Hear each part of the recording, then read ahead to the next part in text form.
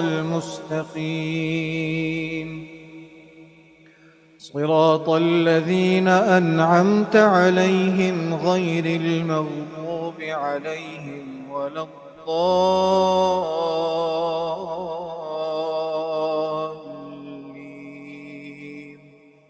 آمين.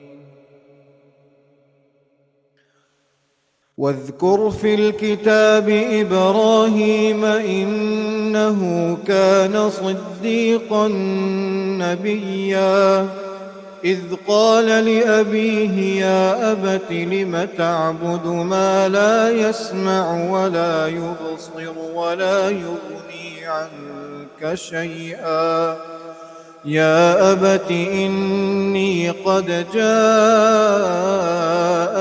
من العلم ما لم يأتك فاتبعني أهدك صراطا سويا يا أبت لا تعبد الشيطان إن الشيطان كان للرحمن عصيا يا أبت إني أخاف أن يمسك عذاب من الرحمن يا أبت إني أخاف أن يمسك عذاب من الرحمن فتكون للشيطان وليا قال أراغب أنت عن آلهتي يا إبراهيم لئن لم تنته لأرجمنك واهجرني مليا قال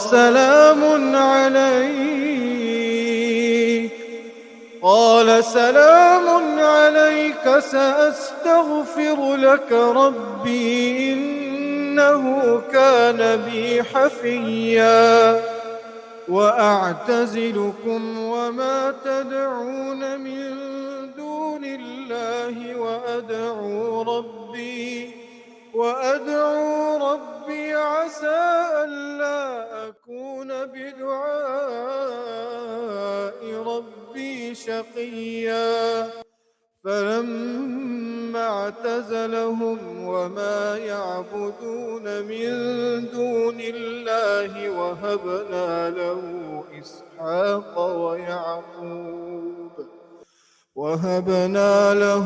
إسحاق ويعقوب وكلا جعلنا نبيا ووهبنا لهم من رحمتنا وجعلنا لهم لسان صدق عليا واذكر في الكتاب موسى إنه كان مخلصا وكان رسولا نبيا وناديناه من جانب الطور الأيمن وقربناه نجيا ووهبنا له من رحمتنا أخاه هارون نبيا الله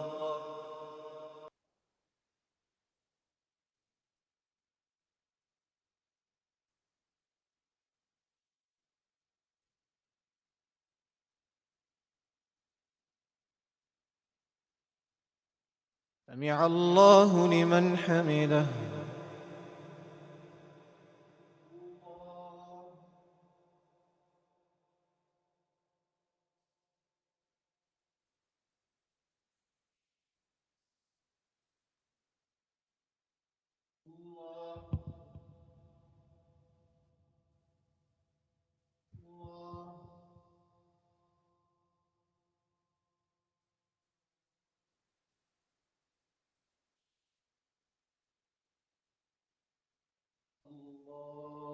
الله أكبر.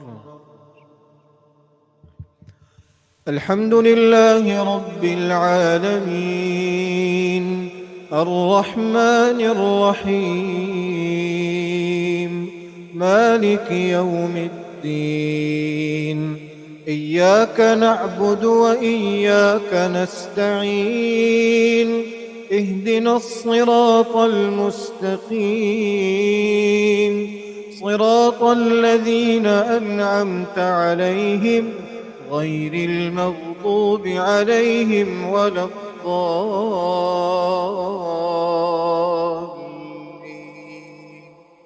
آمين. واذكر في الكتاب إسماعيل إنه كان صادق الوعد وكان رسولا نبيا. وكان يأمر أهله بالصلاة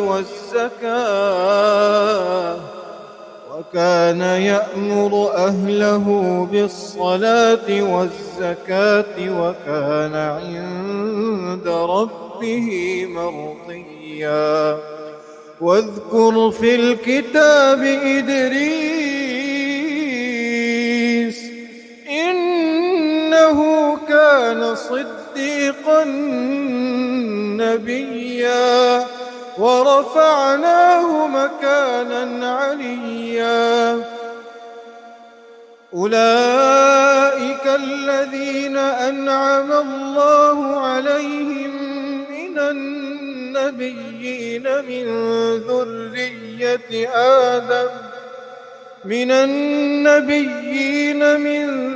ذرية آدم وممن حملنا مع نوح ومن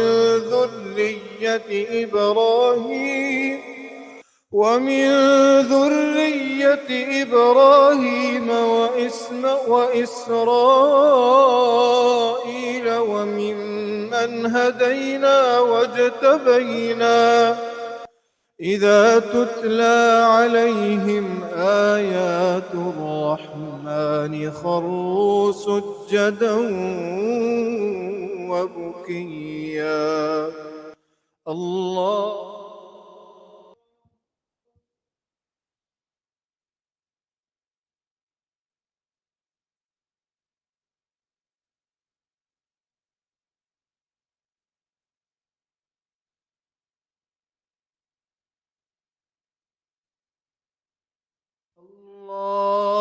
أكبر. فخلف من بعدهم خلف أضاعوا الصلاة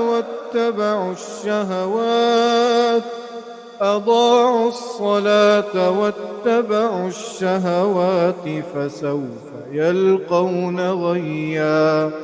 إلا من تاب وآمن وعمل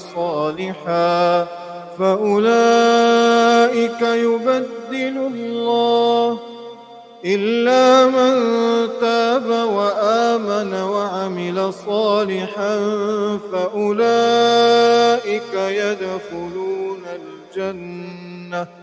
فأولئك يدخلون الجنة ولا يظلمون شيئا.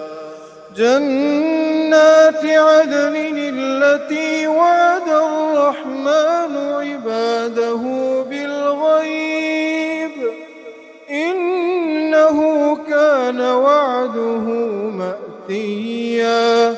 لا يسمعون فيها لغوا إلا سلاما ولهم رزقهم فيها بكرة وعشيا.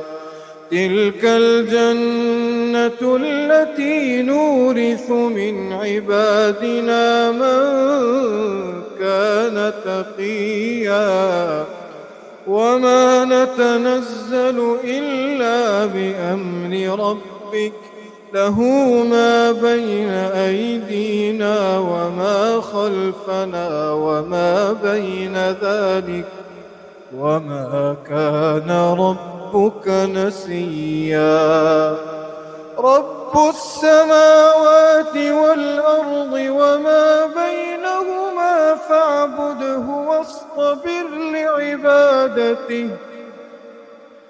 فاعبده واصطبر لعبادته، هل تعلم له سميا. الله.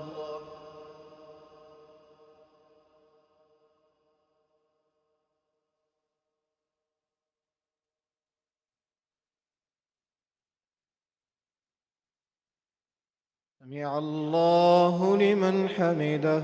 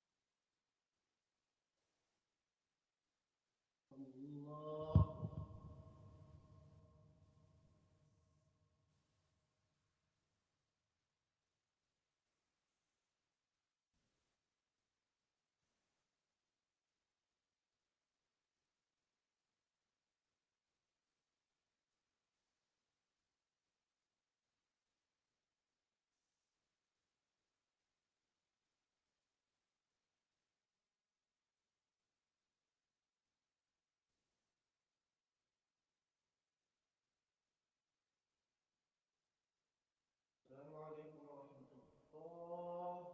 السلام عليكم ورحمة الله.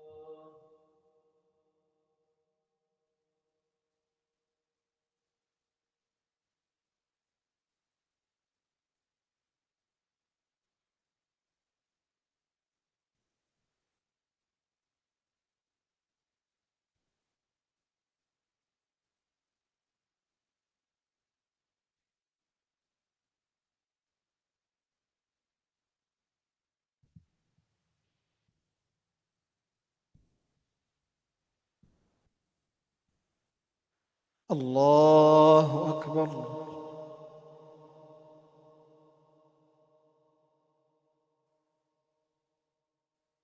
الحمد لله رب العالمين، الرحمن الرحيم، مالك يوم الدين. إياك نعبد وإياك نستعين. اهدنا الصراط المستقيم، صراط الذين أنعمت عليهم، غير المغضوب عليهم ولا الضالين.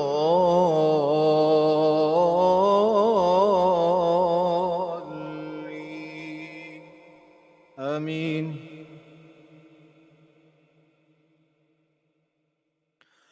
ويقول الإنسان أإذا ما مت لسوف أخرج حيا. أولا يذكر الإنسان أنا خلقناه من قبل ولم يك شيئا. فوربك لنحشرنهم والشياطين ثم لنحضرنهم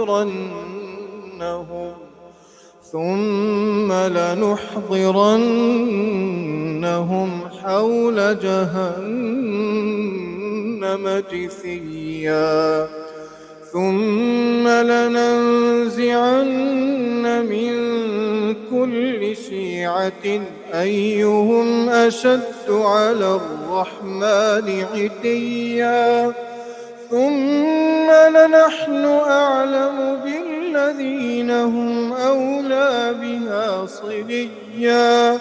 وإن منكم إلا واردها كان على ربك حتما مقضيا. ثم ننجي الذين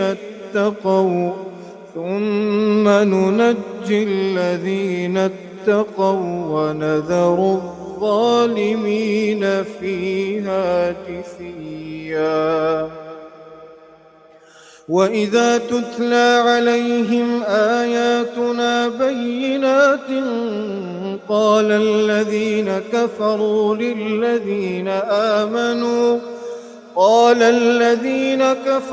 للذين آمنوا أي الفريقين خير مقاما وأحسن نديا وكم أهلكنا قبلهم من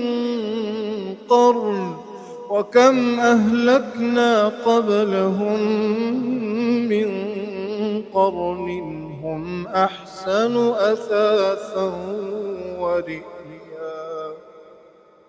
الله.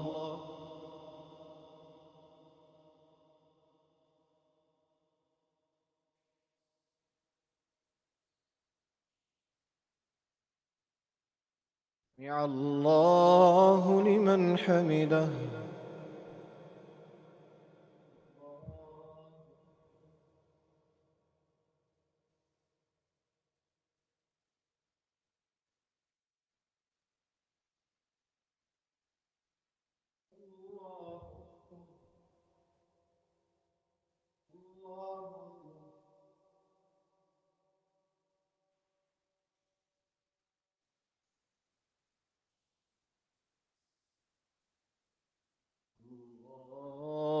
الله أكبر.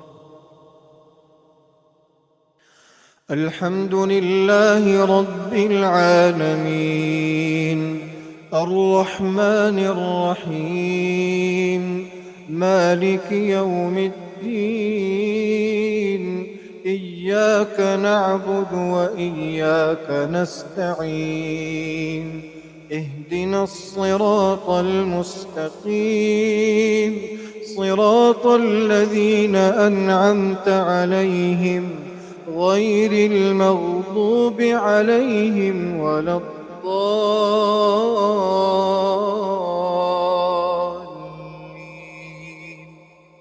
آمين.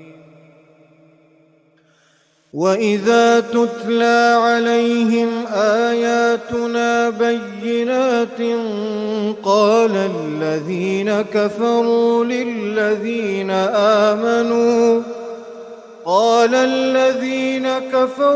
للذين آمنوا أي الفريقين خير مقاما وأحسن نديا وكم أهلكنا قبلهم من قرن هم أحسن أثاثا ورئيا قل من كان في الضلالة فليمدد له الرحمن مدا حتى إذا رأوا ما يوعدون إما العذاب وإما الساعة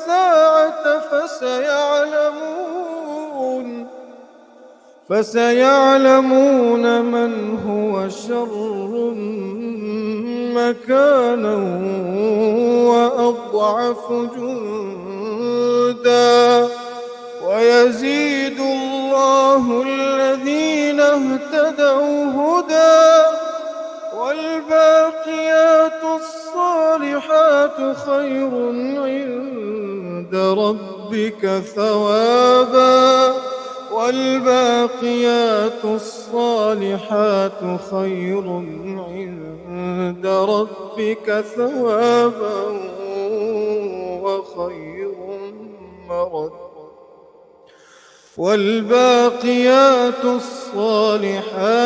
خير عند ربك ثوابا وخير مردا. الله.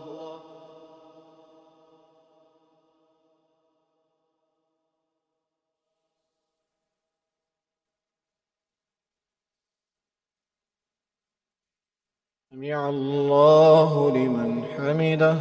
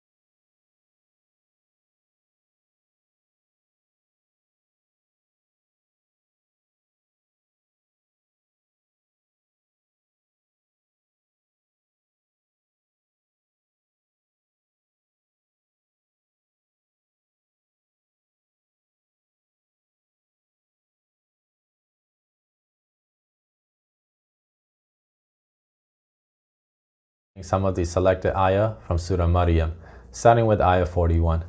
So one of the beautiful storytelling technique that is employed in the Quran is that it doesn't give you too much details that are not necessary to the story. So Quran really try to highlight, the key points and the main ideas while sparing all the details that are not necessary. So in this, but having said that, just to give you a little fuller background for people that are not familiar with the story of Prophet Ibrahim, I did a little bit of a research and I'll give you some of the background story of Prophet Ibrahim alayhi salam. So Ibrahim was born in what is now considered as Iraq. He grew up in a society that worshipped stars and idols. So his father, some sources claim that his name is Tera, or some like Arabized name will be Azar. He was an idol maker. And then, so what he would do is the father will make idols, and then he will ask his sons, including Ibrahim alayhi salam and his siblings, to go out into the society, into the marketplaces, and sell those idols. So one of the main issue with Prophet Ibrahim, of course, is that he only believes in monotheism, and he never believed in these idols. So when he goes out to sell these idols that his father just made, that his family income depends on, he will say things like, "Who wants to buy this wooden piece that cannot benefit you, that cannot harm you, that really can't do anything for you?" He was too honest as a salesperson. Like, he really highlighted that these idols are just meaningless. So of course, no one bought it from him. And that became an issue when he goes back home to his father saying that, well, I couldn't sell anything today. So they will get into arguments about it. So starting with ayah 41, this is just a background story of it. This is one of the conversations that took place between Prophet Ibrahim and his father. So I'll be reading the translation part of it, skipping over the Arabic because Sheikh Nu has already recited it. So starting with, this is Surah Maryam, ayah number 41. Mentioned too in the Quran the story of Abraham. He was a man of truth, a prophet. So Allah is saying that, affirming that Prophet Ibrahim alayhi salam was a chosen one. He's upon the truth. Ayah 42. He said to his father, "O my father, why do you worship something that can neither hear nor see nor benefit you in any way?" So here you already see that this is an ongoing conversation. This is not the first time they had this conversation. He's asking his father, starting with a very polite term, Ya Abadi, oh my father. So he's questioning his father, and he continues on. He say, "Father, oh my father, knowledge that has not reached you has come to me, so follow me. I will guide you to an even path." Here he's talking about, like having the idea of Tawheed, believing in one creator, the true religion. And he continues on saying that, "Ya Abadi, oh my father, do not worship Satan. Satan has rebelled against the Lord of mercy." So here he's trying to persuade his father that the path that you're on right now, this idol making, idol worshiping, this is not from the true Lord, the Lord of mercy. This is actually coming from the trickery Satan. He's tricking you from the right path. He concludes by saying, "Ya Abadi, oh my father, I fear that a punishment from Lord of mercy will afflict you, and that you may become a companion of Shaitan, meaning you will end up in hell." So he laid out his argument. He's like trying to plead with him, implore him, try to reason with him, try to like attribute this false religion into Satan, and he's saying that do not become a companion of Shaitan and end up in hell. Like, follow the religion that has been prescribed to me, the monotheistic religion of Allah. So his father, of course, answered back in ayah 46. He said, "Abraham, do you reject my gods? I will stone you if you do not stop this. Get out of my way." So his father, of course, is thinking about his livelihood. This is his profession. He makes idols and he sells idols. And here he is, one of his sons, coming to him, telling him that, "Stop this, this is ridiculous. This is not the real faith. Give it all up." And then so Abraham replied back to his father, angry response, saying, "I'm going to hit you. Get away from me." He basically told him, "Assalamu alaikum, like, peace be with you, O my father. I am gonna beg my Lord to forgive you. He is always gracious to me. But for now, I am going to have to leave you and the idols that you all pray to. But I will pray to my Lord and trust that my prayers will not be in vain." So here he is, like, sadly he has to leave the society, his father give it all up because they're not willing to change. But even then, he parted it in such a gracious way. He prayed for them, he made dua for them, and he has hope that these people will turn around. So as as the story continues, he said that so after Prophet Ibrahim left this society, Allah granted him with two sons, Ishaq and from his progeny came Yaqub. They were all prophets, from the other side Ishmael, and from his lineage came our beloved Prophet sallallahu alaihi wasallam. So all of this to show that when after he left his family to seek to live the life of truth, of believing in that one God, his family prospered, his progeny prospered, all the prophets came after him. So this is just a little interaction that a prophet had with his father. So if you don't know my theme right by now, I'm trying to highlight the fact that our family interaction. So I'm going to use different prophets that are mentioned in this surah to highlight this point even further. So in Surah Maryam, some of the other prophets were mentioned by name. They mentioned the name of Musa in the immediate ayah that follows from what I just said. So it's the story of Musa. What is his obstacle, right? Who is that tricky family member that he has to deal with? It's of course Pharaoh. As we all know, Prophet Musa, alayhi salam, he grew up under the king at the time, who was a Pharaoh, the father Pharaoh. He grew up under him. He was raised by them. He grew up in that royal courtship. And then so the current Pharaoh that he was sent by Allah to talk to him, to give dawah to, is his basically adopted brother. He grew up together with him. So again, another tricky family member that he has to deal with. And then it also mentioned the Prophet Nuh alayhi salam. So in the story of Nuh, as we all know, he built this ark. He lived for many years calling dawah to people. Very few people responded to him. When the great flood was coming, he tried to convince his own son and his own wife to get on the ark so they can be led to salvation, to the promised land. But the son and the wife refused to do that because they were disbelievers. So again, a holy prophet dealing with his own family members. And then, it also mentioned the story of Yaqub alayhi salam. So Yaqub alayhi salam, as we all know, he's the father of Yusuf alayhi salam. So he had 10 rebellious sons that plotted, got together, and tried to kill one of his beloved son, Yusuf alayhi salam. But he had to forgive them all, live with them, nurture them, raise them, support them, till the whole family is reunited again, as we know from Surah Yusuf. So I'm not going to go into too much details of it. But even if you look at the name Surah Maryam, right? So we're talking about Maryam alayhi salam. So Maryam grew up very pious. She was known for her piety. She would seclude herself into his little chamber to pray to God all day. It was to a point that Allah was sending through the angels her provision, meaning food and drinks are given to him. And then his uncle is a prophet. His parents are very righteous people. His grandfather is a prophet. Even from that society, they know who she is. And yet, when the news broke that she gave birth to a baby boy, what was the first thing that they do? They started blaming her. They started questioning her character. They say, you have done a shameful deed. So they turned completely against her. So another very devout worshiper of Allah having to deal with a difficult family. So this seems to be the common theme that, if we do a little deep diving into it, this is the common theme that we get to notice from this surah. So my point here today is, let's face it, family is a beautiful thing. We all, we pray to Allah that, He grant us with a righteous family member, people that, we love and we get along with each other. But reality of the situation is not all families are perfect. Some of us grow up in broken families. This is especially true for some of our revered brothers and sisters that, they had to abandon their family to stay upon the truth, to practice their religion.